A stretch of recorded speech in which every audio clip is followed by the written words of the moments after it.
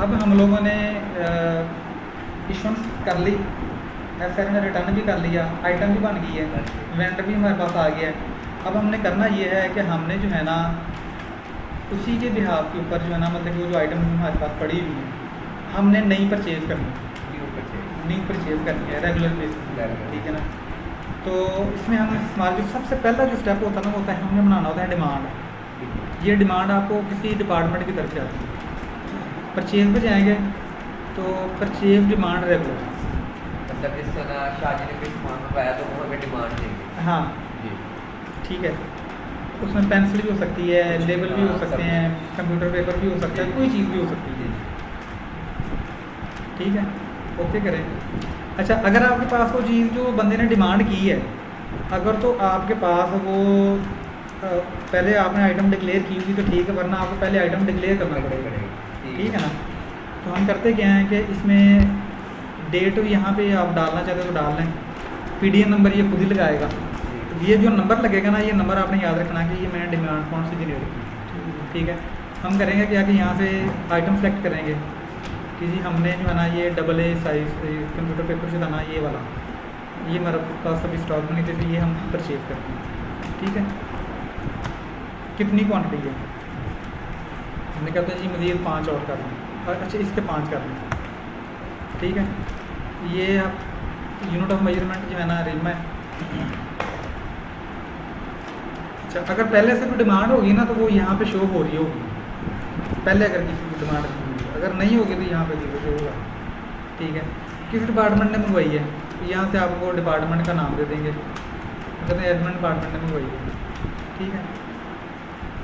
अच्छा, यहाँ पे देखें अभी तक हमारा सेव का बटन ऑन नहीं हुआ, तो जब हम ये डाउन आर की प्रेस करेंगे, ये एंटर का बटन प्रेस करेंगे ना तो सेव का बटन ऑन हो जाएगा, ठीक है। सेव का बटन तब ऑन होता है जब इसकी पूरी रिक्वायरमेंट्स हो जाए, रिक्वायरमेंट सारी पूरी हो जाती है। इसको आप सेव करें, नंबर क्या लगा है इसको 2, ठीक है, पीडीएम।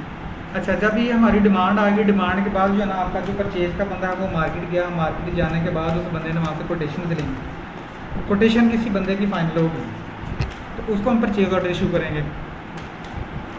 परचेज ऑर्डर इशू करने के लिए आप सबसे पहले जाएं यहाँ पे परचेज पे जाके यहाँ पे परचेज ऑर्डर रेगुलर स्टॉक इसको ओपन करें, ठीक है। यहाँ पे आप वो मंथ सेलेक्ट कर लेंगे जिस मंथ में आपकी परचेज हो रही है, ठीक है। पीओ नंबर आप खाली छोड़ देंगे, वेंडर आप डालेंगे कि किस वेंडर के साथ आपका टाई अप हुआ है जिससे आप ये परचेज कर रहे हैं, तो हमने जेएस बुक्स डाला था, ठीक है।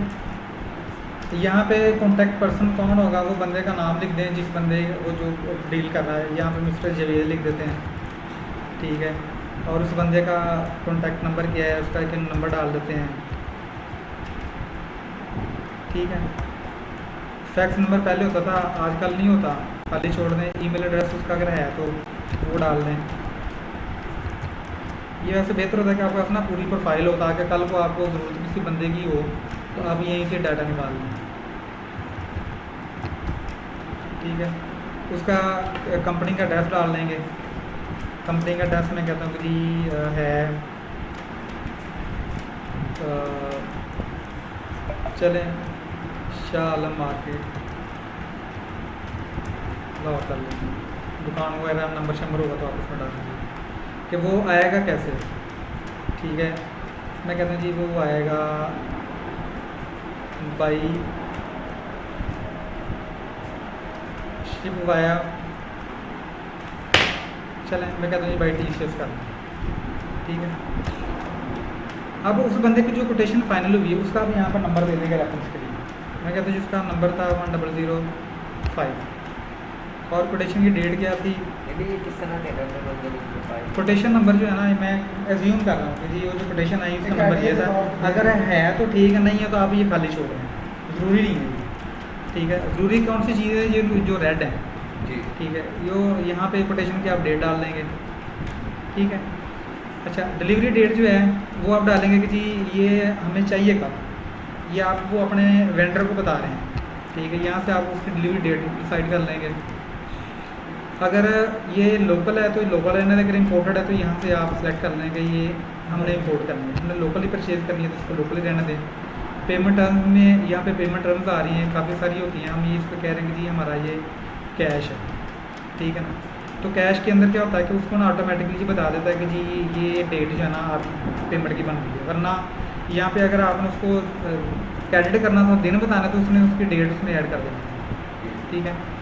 पैकिंग की अगर कोई इंस्ट्रक्शन देना चाह रहे हैं, जिस तरह आप कहते थे कि इतने बाई इतने का कार्टन होगा, उसके अंदर इस तरह से पैकिंग हुई, वो इंस्ट्रक्शन आप यहाँ पर दे सकते हैं। वर्क ऑर्डर नंबर आप यहाँ से डबल सेलेक्ट करके आप लाजमी देंगे, ठीक है। तो उसके बाद जो है ना नीचे आ जाएं, ये वाले पोर्शन पे हम वो पूरा का पूरा पीडीएन ही फैच करना चाह रहे हैं। अगर पीडीएन फैच नहीं करना तो आप इसको यहाँ पे क्लिक करें,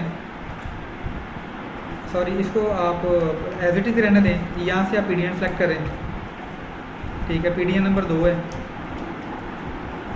ठीक है। तो अब इसमें डबल क्लिक करेंगे तो सिर्फ वो वाले आइटम्स आएंगे जो पीडीएन के अंदर थी, ठीक है। और यहाँ पे आप उसकी जो है ना वो क्वांटिटी डाल लें कि हमने 5 डाला था ना, तो 5 करना। कैनॉट एक्सीड 0 प्राइस कितना डालना प्राइस। अच्छा छोड़ो, तो ये मैं ना इस तरह करता हूँ ना, पूरा पीडीएन ही फैच करता हूँ। पूरा पीडीएन फैच करने के लिए फैच पे क्लिक करें, डबल क्लिक करें, पीडीएन को डबल क्लिक कर दें, तो ये देखें पूरा पीडीएन ही फैच हो गया। अच्छा, इसमें आप एक से ज़्यादा भी पीडीएन सेलेक्ट कर सकते हैं। होता ना कि 3-4 आपने डिमांडें बनाई, 3-4 डिमांडें इकट्ठी भी सेलेक्ट हो सकती है, ठीक है जी। अच्छा, ये आपकी उसने क्वांटिटी कर दी। आपने कई दफ़ा ये होता है कि आपने कुछ पीस किसी बंदे को दे दिए, कुछ किसी को दे दिए, तो इसने तो 100% ही क्वांटिटी ले ली है ना। मैं इसको करता हूँ कि नहीं यार ये ना 3 पीस कर दे इस बंदे को, बाकी जो है ना वो 2 पीस हम किसी और बंदे को दे दें, ठीक है। हाँ जी। अच्छा, इसका रेट यहाँ पे हमने डालना है कि हमारा उसके साथ जो रेट डिसाइड होता है, कहते हैं जी 1250 रुपये का हमने प्रीमियम लेना। यहाँ पे देखें ये हम सारी चीज़ें फिल किए जा रहे हैं। मैक्सिमम ऑर्डर क्या है कितना जी 5 पीस हैं, ठीक है। यहाँ पे अगर हम 6 करेंगे तो ये एक्सेप्ट नहीं करेगा कि हमने 5 किए थे। 5 करेंगे तो 5 एक्सेप्ट, 5 से कम कर सकते हैं, 5 से कम कर सकते, 5 से ज़्यादा, ठीक है।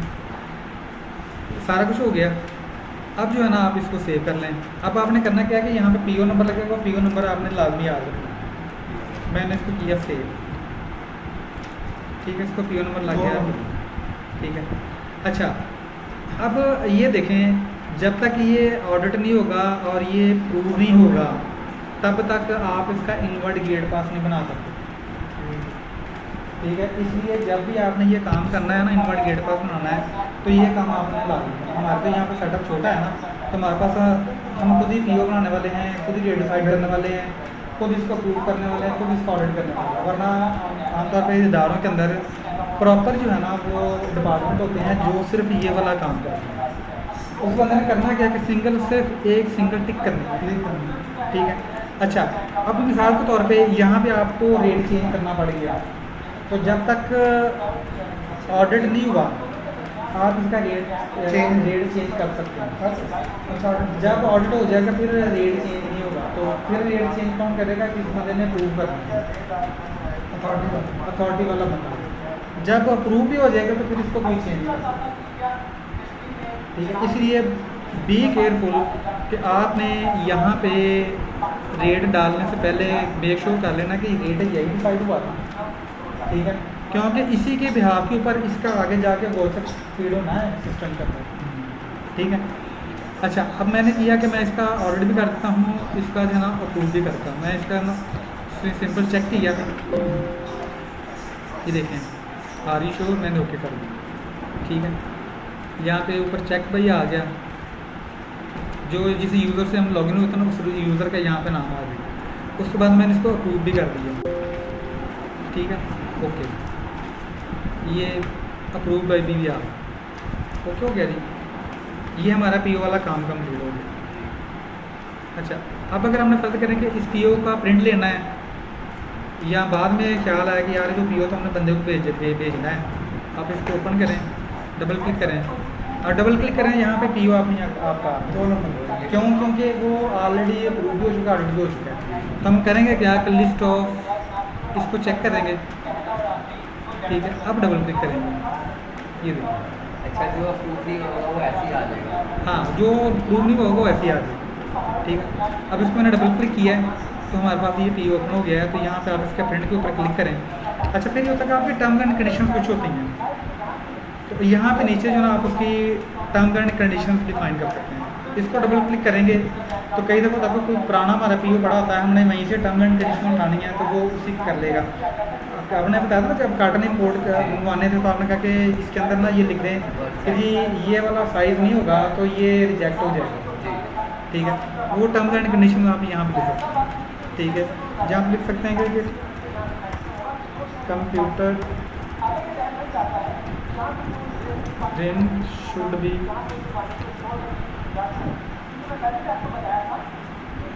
डबल ए, कि वो डबल ए का ही हो, अदरवाइज पीओ विल बी।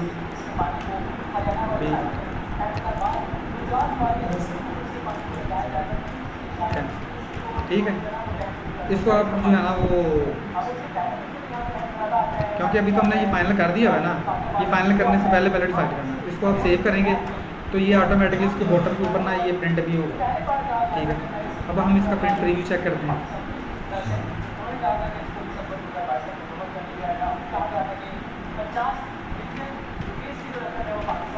अच्छा, जब फर्स्ट टाइम इसकी रिपोर्ट चलती है ना तो ये थोड़ा ना टाइम लेता है, बाद में फिर फॉर्म नहीं हो जाती। सर्वर जल्दी जल्दी जल्दी।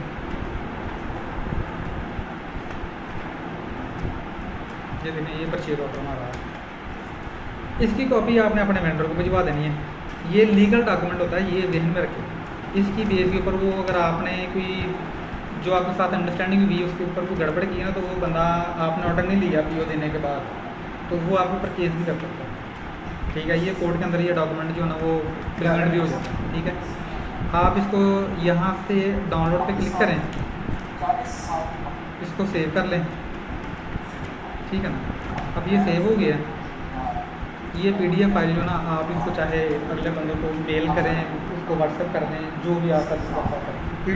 पीडीएफ ये पीडीएफ में कर सकते हो। ठीक है जी, ये हमारा हो गया परचेज ऑर्डर का। अब इसी का हमने इनवर्ट गेट का बनाना है।